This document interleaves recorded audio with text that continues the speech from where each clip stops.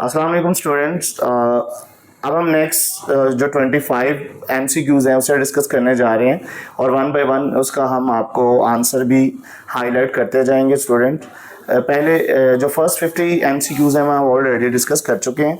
इसमें अब जो MCQs नंबर 26 है उसको हम डिस्कस करने लगे हैं कि विच of the following is not a spreadsheet softwares.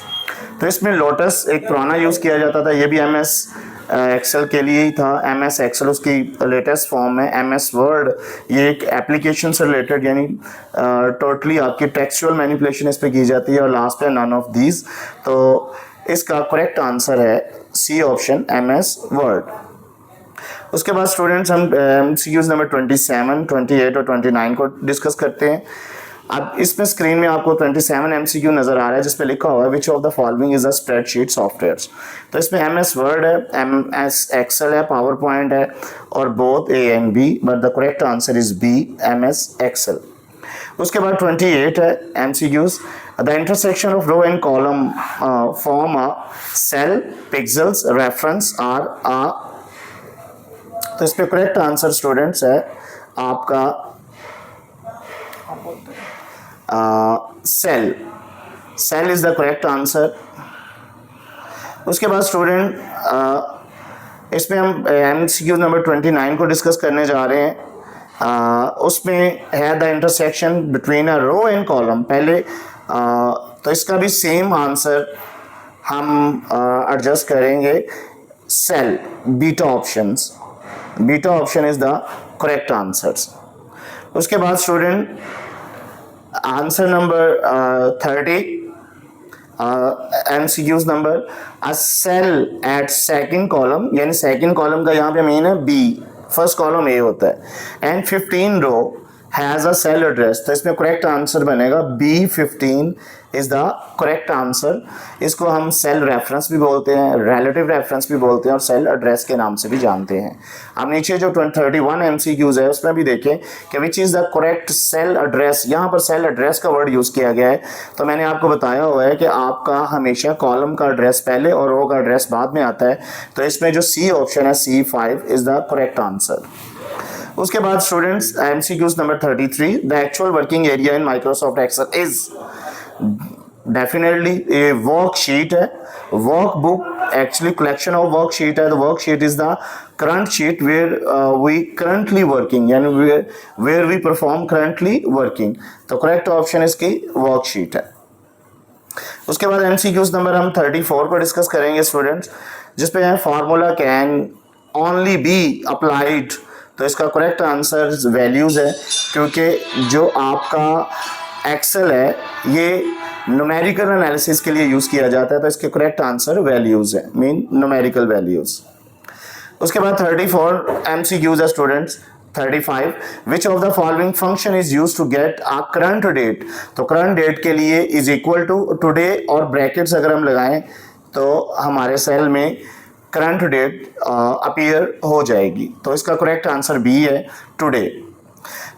36 MCQs है स्टूडेंट्स, इस पे लिखा हुआ है speciality of the spreadsheet software is. Definitely मैंने बोला कि हमने वर्किंग किस पे करनी है, न्यूमेरिक वैल्यूज पे करनी है। तो working with numbers, working with characters, working with digits, या ऑल ऑफ दिस। तो इस पे correct answer working with numbers A option है।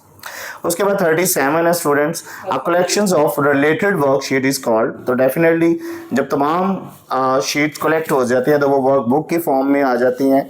तो करेक्ट ऑप्शन स्टूडेंट्स है A। उसके बाद स्टूडेंट 38 MCQs है, इसका default name of the first sheet in any workbook. Students अगर आप इसमें देखा हो तो जैसे हम वर्कबुक ओपन करते हैं तो हमारे सामने बाय डिफॉल्ट 3 वर्कशीट आती हैं। तो शीट नंबर 1 का जो वो फर्स्ट शीट होती है उसका नाम शीट 1 होता है, शीट 2 और शीट 3। तो जो फिर बाय डिफॉल्ट फर्स्ट शीट होगी वर्कबुक की उसका नाम क्या होगा, शीट 1।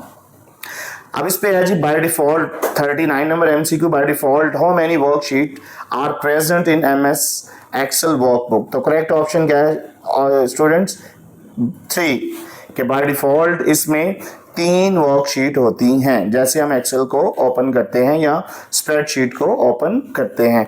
और आपको ये भी ऑलरेडी इन्फॉर्म किया जा चुका हुआ है कि हम मोर देन 12,000 वर्कशीट एक वर्कबुक में ऐड कर सकते हैं।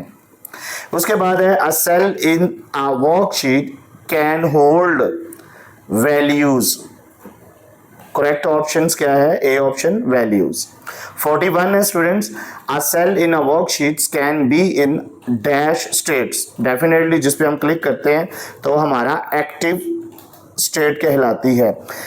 लेकिन जो पूरी वर्कशीट है वो दो चीज़ों पे मुश्तमिल होती है, एक्टिव एंड पैसिव। तो इस पे करेक्ट ऑप्शंस क्या होगा? Delta options A and C option is the correct option. उसके बाद 42 है स्टूडेंट्स, एमसीक्यूज नंबर।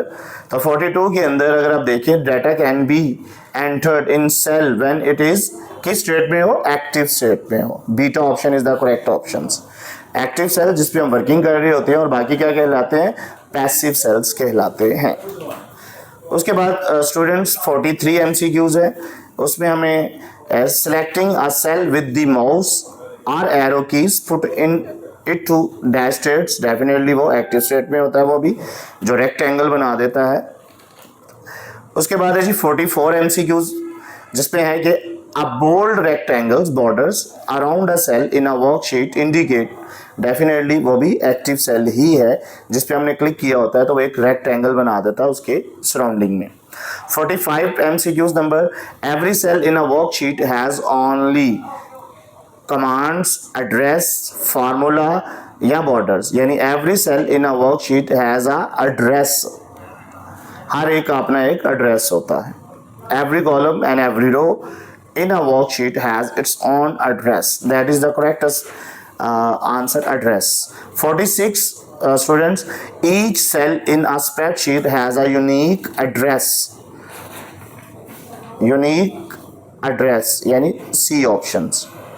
उसके बाद स्टूडेंट्स 47 है, which of the following is the most common word processor package? तो इसमें definitely C option MS Word है। MS Word। 48 which of the following is a word processor? तो उसका भी डेल्टा ऑप्शन है MS Word। 49, अच्छा ये बहुत इंटरेस्टिंग एमसीक्यूज है स्टूडेंट्स। कहते हैं जब हम MS Word को इंस्टॉल करते हैं, यानी इंस्टॉल करते हैं, तो जो उसका फर्स्ट व्यू आता है स्क्रीन के ऊपर, वो उसका जूम कितने परसेंट होता है? 10%, 50%, 70% या 90%? तो द करेक्ट आंसर है 90%। बाय डिफॉल्ट जूम होता है स्क्रीन के ऊपर। 50 and the last MCQ of this lectures, the extension of the MS Word file is .wrd, .xls, .jpg and .doc। तो द करेक्ट ऑप्शन है .doc यानी delta options. ये थे 25 next MCQ students. Lecture number 3 था ये।